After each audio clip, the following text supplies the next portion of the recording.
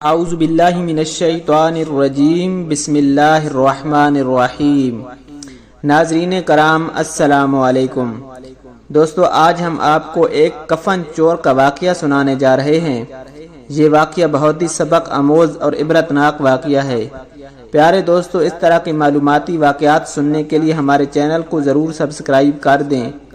Video اچھی لگے تو ویڈیو کو لائک اور شیئر ضرور کریں اور اپنی رائے کا اظہار کامنٹ سیکشن میں ضرور کر دیا کریں۔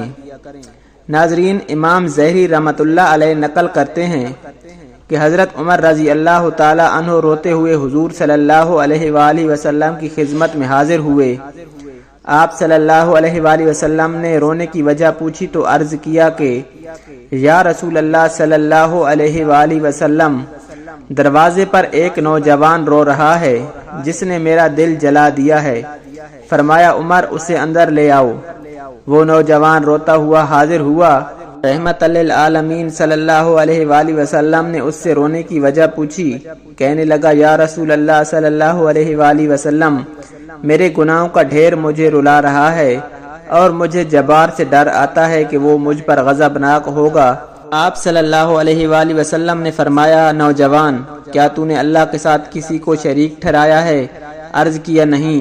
کیا تو نے کسی جان کو ناحق قتل کیا ہے؟ عرض کیا نہیں۔ آپ صلی اللہ علیہ وآلہ وسلم نے ارشاد فرمایا کہ پھر اللہ سبحانہ و تعالیٰ تیرے گناہوں کو معاف فرما دیں گے اگر وہ 7 آسمان 7 زمینوں اور تمام پہاڑوں کے برابر بھی ہوں۔ نوجوان بولا، حضور، میرا گناہ 7 آسمانوں زمینوں اور پہاڑوں سے بھی بڑا ہے۔ آپ صلی اللہ علیہ وآلہ وسلم نے ارشاد فرمایا، تیرا گناہ بڑا ہے یا کرسی؟ کہنے لگا، میرا گناہ بڑا ہے۔ فرمایا، تیرا گناہ بڑا ہے یا عرش؟ اس نے کہا، میرا گناہ بڑا ہے۔ ارشاد فرمایا، تیرا گناہ بڑا ہے یا تیرا اللہ، یعنی اس کے عفو درگزر؟ کہنے لگا، ہاں البتہ میرا اللہ اور اس کا عفو بہت بڑی ہے۔ پس ارشاد فرمایا کہ گناہ عظیم کو خدائے عظیم ہی معاف فرمائے گا جو بہت ہی عفو درگزر کرنے والا ہے۔ پھر فرمایا، ذرا اپنا گناہ بتا۔ اس نے عرض کیا، یا رسول اللہ صلی اللہ علیہ وآلہ وسلم، مجھے آپ سے حیا آتی ہے۔ آپ صلی اللہ علیہ وآلہ وسلم نے پھر پوچھا تو کہنے لگا، میں کفن چور تھا اور 7 سال تک یہی پیشہ کیا۔ ایک دفعہ انصار کی ایک لڑکی فوت ہوئی، میں نے اس کی قبر کھودی اور کفن اتار کر چل دیا۔ تھوڑی دور گیا تھا کہ شیطان نے مجھ پر غلبہ پایا اور میں نے لوٹ کر اس سے مجامت کر لی۔ نکل کر تھوڑی دور گیا تھا کہ کیا دیکھتا ہوں، وہ لڑکی کھڑی پکار رہی ہے، اے نوجوان، تجھے قیامت کے دن سزا اور جزا دینے والے سے حیا نہیں آتی؟ جس وقت وہ اپنی کرسی فیصلے کے لیے رکھیں گے اور ظالم سے مظلوم کا بدلہ دلوائیں گے تو مرنے والوں کے مجمع میں مجھے ننگا کر کے چل دیا اور میرے اللہ کی روبرو مجھے بحالت جنابت حاضر ہونے پر مجبور کیا۔ یہ سنتے ہی حضور صلی اللہ علیہ وآلہ وسلم کھڑے ہو گئے اور اس کی گدی میں ایک دھول رسید کی اور فرمایا، او فاسق، بس آگ کے لائق ہے تو، دفع ہو جا یہاں سے۔ وہ نوجوان وہاں سے نکلا۔ 40 راتوں تک اللہ کے حضور توبہ کرتا مارا پھرتا رہا۔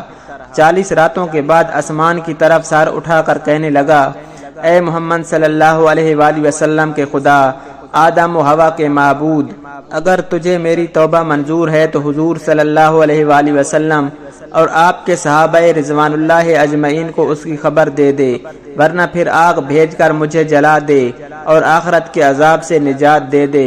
اتنے میں حضرت جبرائیل علیہ السلام تشریف لائے، سلام کہا اور اللہ تبارک و تعالیٰ کی طرف سے آپ صلی اللہ علیہ وآلہ وسلم کو سلام پہنچایا۔ آپ صلی اللہ علیہ وآلہ وسلم نے فرمایا، وہ خود سلام ہے، سلام کا منبع اور منتہا بھی وہی ہے۔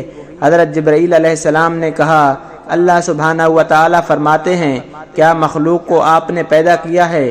فرمایا، مجھے بھی اور تمام مخلوق کو اسی نے پیدا فرمایا ہے۔ عرض کیا، وہ پوچھتے ہیں کہ کیا آپ مخلوق کو رزق دیتے ہیں؟